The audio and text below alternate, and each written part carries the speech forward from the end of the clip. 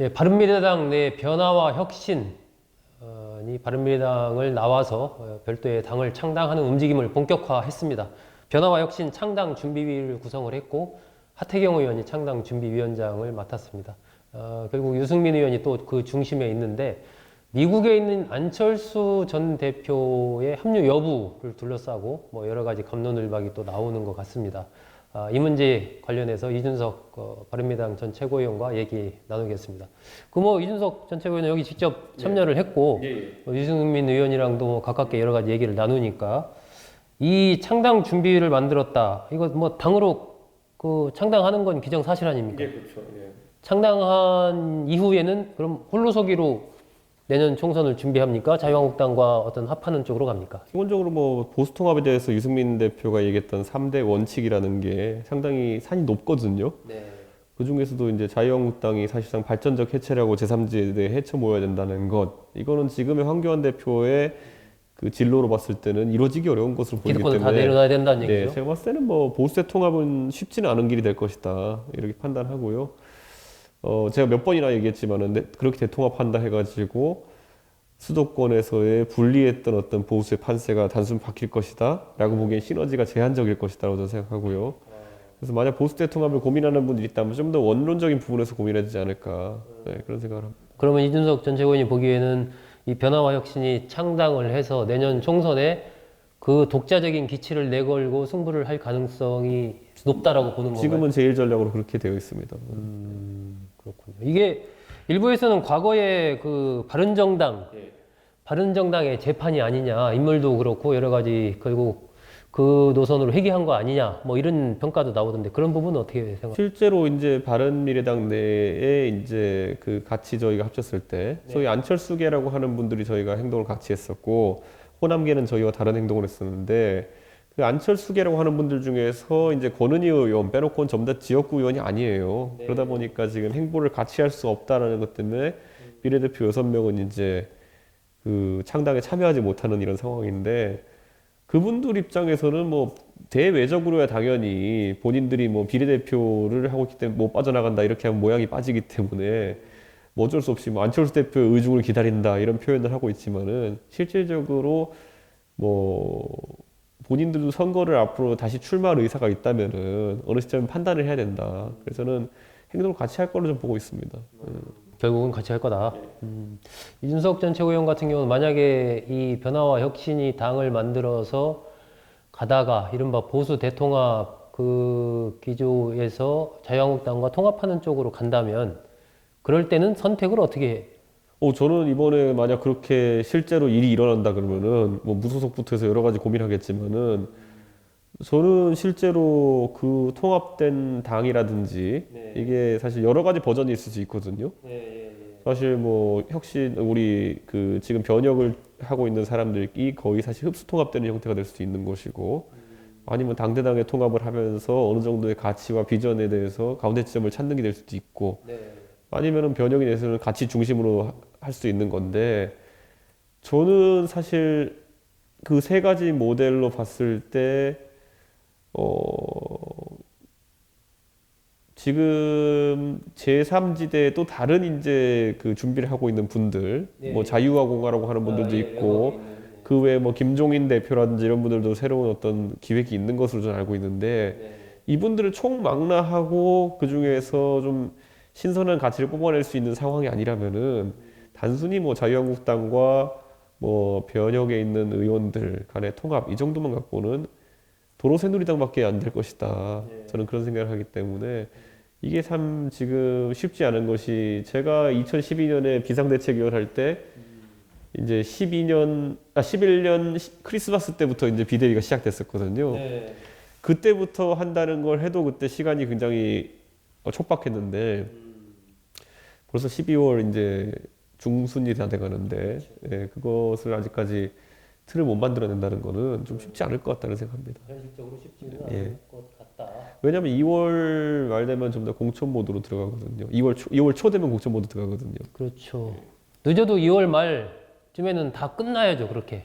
그래서 보통은 설 있으면 사실은 윤곽이 그 전에 좀 나와줘야 되는데 지금 하면 뭐 창당 작업하고 해도 속도를 아무리 낸다고 해도 설 설 직전에 창당은 할 수 있겠네요. 할 수 있죠. 예.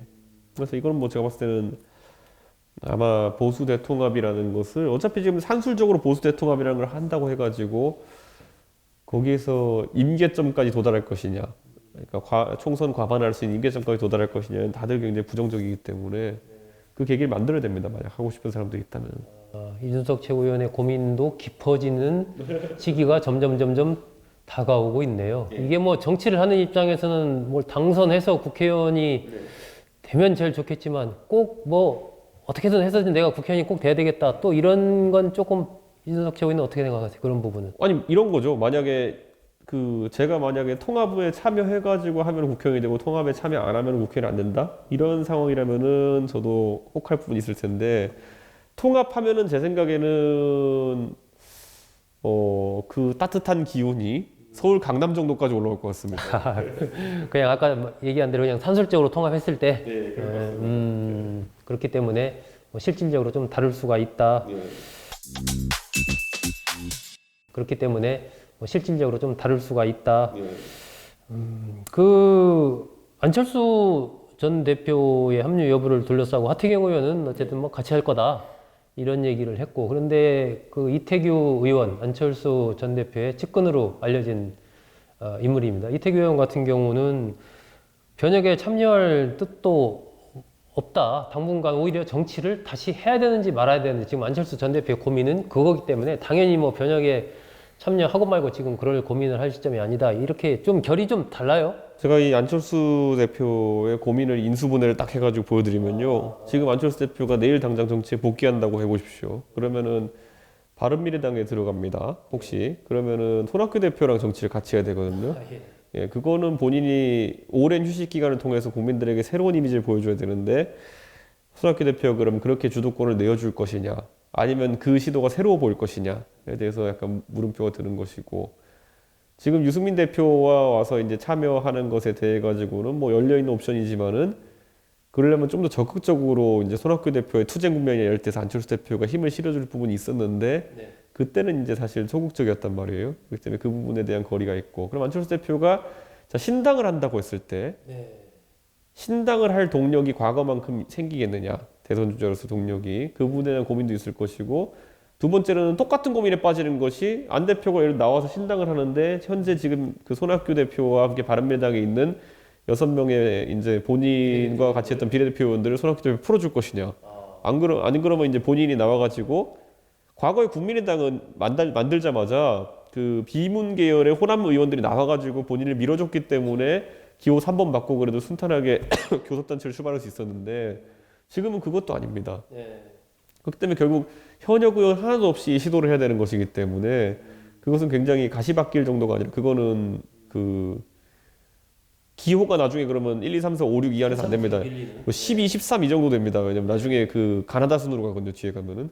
그렇게 해서 새로 시도하기는 어렵기 때문에 안 대표 입장에서도 사실 아까 이제 마지막 고민이 변혁과 함께 하느냐라고 했는데 뭐 첫 번째 고민은 정치를 해야 되느냐 말아야 되느냐, 지금 이 상황에서 제가 안철수 대표라면 지금 해야 된다라고 판단할 것 같아요. 그런데 그 다음에 이제 그럼 누구와 함께 할 것이냐의 단계에서 지금 이제 막혀버린 상황이다, 이렇게 볼 수 있겠죠. 이준석 최고위원은 저 안철수 전 대표가 결국은 변화와 혁신과 같이 할 거다라고 보는 거 아니에요? 한다면은 저는 그거 외에는 답이 없을 것이다.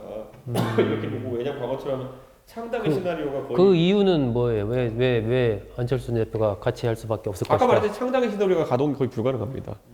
그러니까 예를 들어 지금 민주당에서 다시 한번 비문계가 뛰쳐나와가지고 안철수 대표가 힘을 실을 것도 아니고, 본인이 손학규 대표와 같이 뭘 해볼 상황도 아닌 것 같고, 그렇다고 뭐 자유한국당에서 러브콜이 있는 것도 아니고, 뭐 세 가지. 그렇죠. 그러니까 각자 창당을 할 수 있는 상황도 아니고 네 가지. 저는 뭐 그런 측면에서 가장 이제 최측근이 이태규 의원께서도 안 대표가 이번에는 좀 시간을 가졌으면 좋겠다는 취지로 말했던 것이, 사실 어느 것 하나 안철수 대표의 그 대선이라는 마지막 행보를 놓고 봤을 때는 순탄한 행보가 아닙니다. 그러니까 안 대표가 사실 지난번 서울시장 선거를 나오면서 소모가 굉장히 컸거든요. 그러니까 대선 때 사실 3당 후보로서 굉장히 유의미한 득표를 받았는데도 불구하고 그 서울시장 선거에서 그보다 한 격이 낮은 서울시장 선거에서 또다시 3등을 한다는 게 개인에게 상당한 부담이었을 것이기 때문에 저는 그 고민이 깊다 이렇게 봅니다.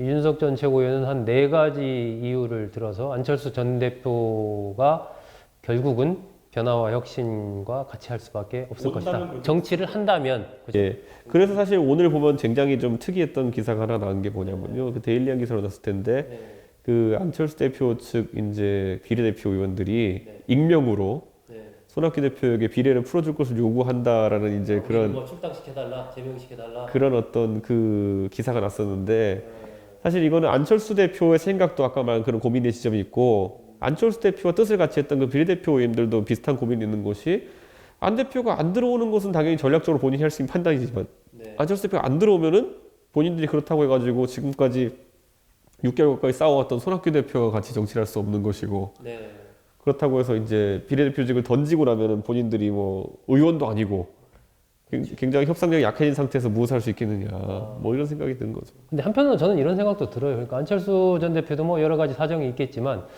어쨌든 본인이 뭐 정치를 안 하겠다라고 정계 은퇴를 선언하지 않는 한 많은 국민들이나 언론은 그래도 안철수라는 인물이 다시 뭐 돌아와서 정치를 할 생각인가 보다. 안 하겠다는 소리를 안 하니까 그렇게 보고 있는데 이러한 국면에서 어쨌든 얘기를 안 하는 시간이 계속 길어지면 아까 비례대표 의원들 포함해서 지금 안철수계로 분류되는 원외위원장들도 굉장히 많지 않습니까? 그분들 굉장히 답답할 것 같은데. 지금 많이 답답해하고 계시고 실제로 이렇게 보면 되는 게 그 안철수 대표가 지금까지 대선 주자로서 뭐 서울시장도 나가고 이러면서 상당한 힘을 유지할 수 있었던 거는 그래도 안철수 대표가 사실 지난 총선에서 당선시켰던 사람들이 한 30명 정도 있다라는 게 사실 원내에서 10% 정도의 자산을 들고 있다는 것이 굉장히 큰 그 힘이거든요. 그런데 이번 총선을 만약에 안철수 대표가 말 그대로 패싱하게 된다면은 대선은 나가고 싶으나 원내 지지 세력이 아무도 없는 그런 상황이 발생할 수도 있습니다. 그럼 뭐 대선이고 뭐고 나갈 수가 없게 되겠죠. 그게 사실 누가 겪었던 곤란함과 비슷하냐면은 서울시장을 그만둔 뒤에 오세훈 시장이 굉장히 정치적 자산이 많음에도 불구하고 대선이나 아니면 대표 선거, 지난번 황교안 대표 당대표 선거에서 본인은 높은 인지도와 좋은 이미지를 가지고도 선거를 돌파하는데 어려움이 있었던 것처럼 저는 결국엔 안철수 대표가 본인이 와서 직접 당을 만들어서 세력을 하나 만들든지 아니면 적어도 본인이 와가지고 어려운 선거를 뚫어내는 그런 저력은 보여줘야 되는 상황이 아닌가. 그래서는 뭐 늦게라도 안철수 대표가 뭐 2월 같은 늦은 때라도 돌아와가지고 선거에 참여할 가능성이 있다 이렇게 봅니다. 안철수 전 대표 돌아와라. 이준석 전 최고위원이 이렇게 지금 얘기를 하고 있습니다.